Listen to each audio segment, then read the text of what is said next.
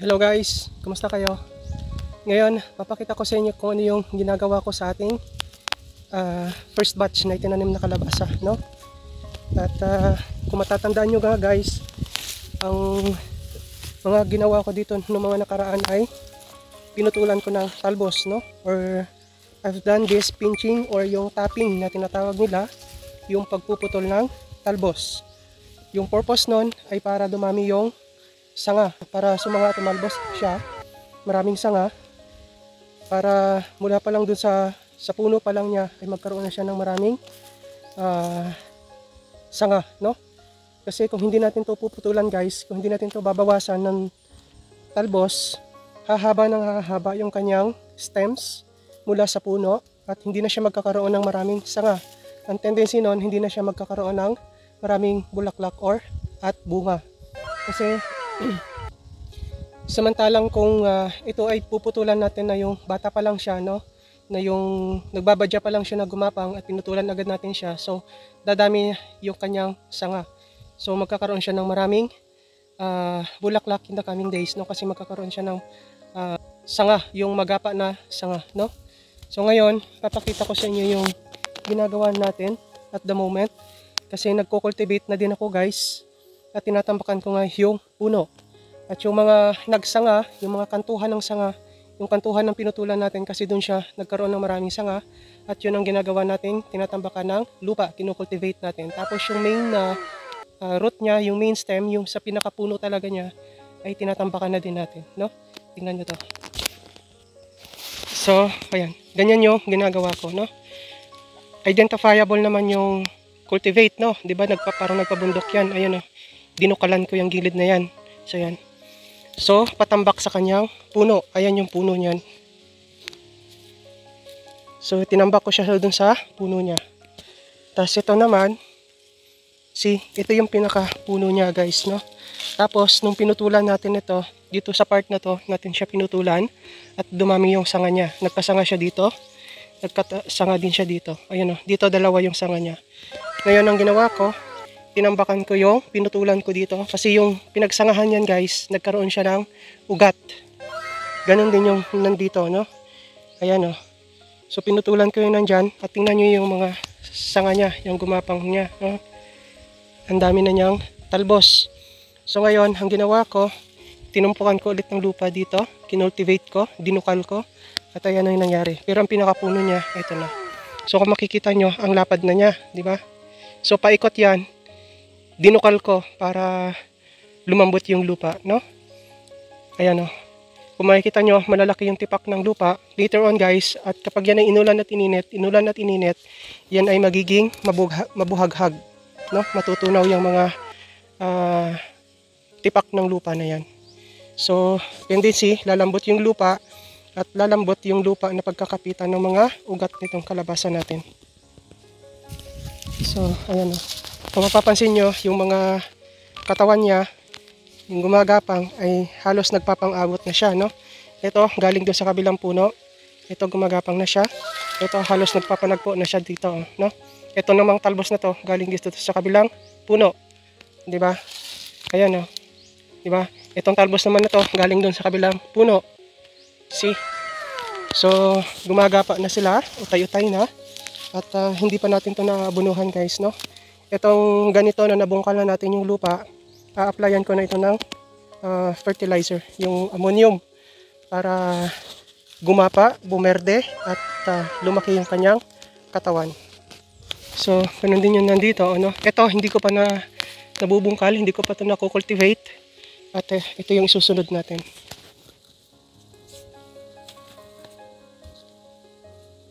Kailangan natin gawin to guys para sa halaman na din magkaroon siya ng maraming ugat para dumami yung kanyang ugat.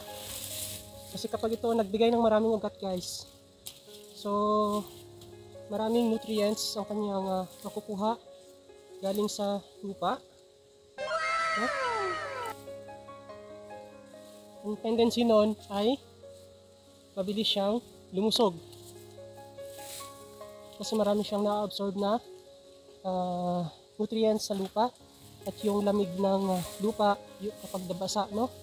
So, na-absorb siya ng itong halaman. Kaya, natin ito ginagawa. Yun yung purpose natin.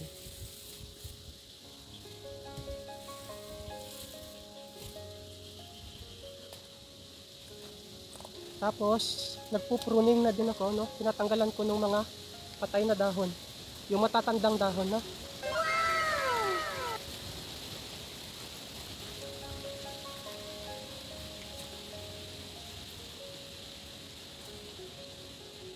Ito, tinatanggal ko na siya para bawas pa sa pagkukonsume ng nutrients ng halaman.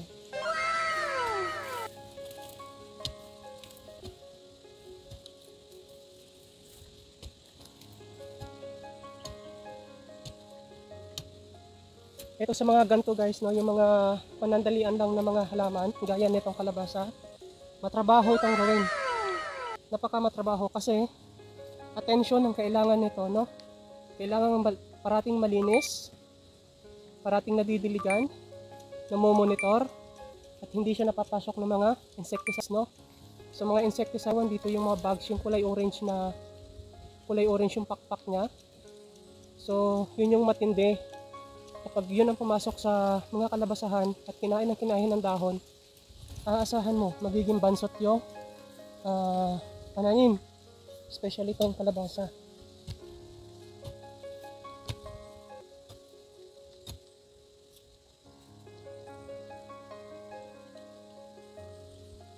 Kaya kinakantuhan ko yung mga pinutulan ko nung mga nakaraang buwan or weeks pa lang ata, no? Yung sa ating pinching or tapping na tinatawag. Kasi dun sa mga pinagputulan natin, dun siya nagkaroon ng maraming sanga. At yung sa pinagsangahan niya, yung ilalim niya ay nagkaroon din ng ugat. Kaya yun yung ginagawa ko ngayon, yun yung kinukultivate ko, dinudukal ko, patambak dun sa katawan, no? Dun sa mga nagsanga. Para yung ugat na lumabas sa ilalim ay bumintog para makatulong siya dun sa pag-absorb ng nutrients. Hindi lang yung sa pinakapuno niya, no guys?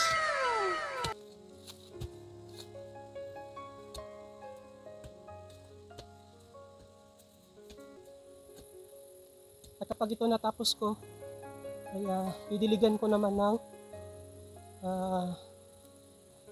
tubig na may tinunaw na ambodo.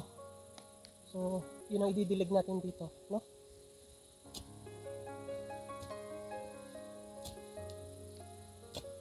After few weeks lang or days, mas lalong magiging berde yung dahon nito guys.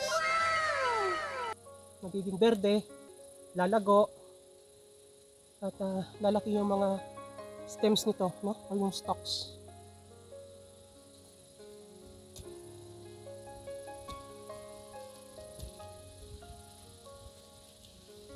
Ito, ang lalaki ng tipak.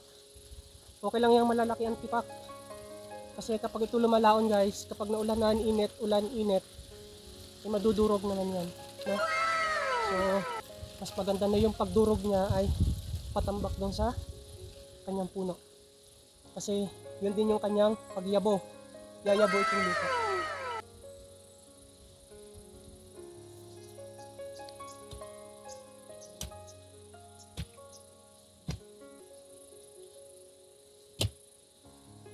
Kasi may mga area na medyo payat yung kalabasa kasi nga ang tigas ng lupa. Gaya nito, no? Ito, medyo payat siya. Gawa ng kapag dinudukal ko itong lupa dito, napakatigas. So kaya kailangan nating i-cultivate, dukalin para lumambot yung lupa. Yung paikot niya ay lumambot. Para yung ugat niya hindi mahirapan sa pagsusuot kung saan sa ilalim ng lupa.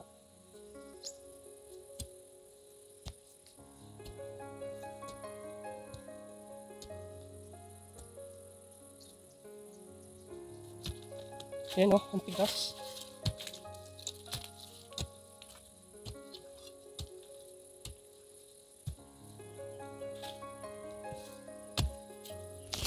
So, ayan, nadukal na natin. Diba? So, yun yung purpose natin, no? Ang padamihin yung ugat. Ang lumabas pa siya ng lumabas ng ugat. para sa pag-absorb ng nutrients at katas ng lupa, yung tubig ng lupa, no? So yan. At yun na guys, no? Thank you for watching and see you in our future vlogs. Bye!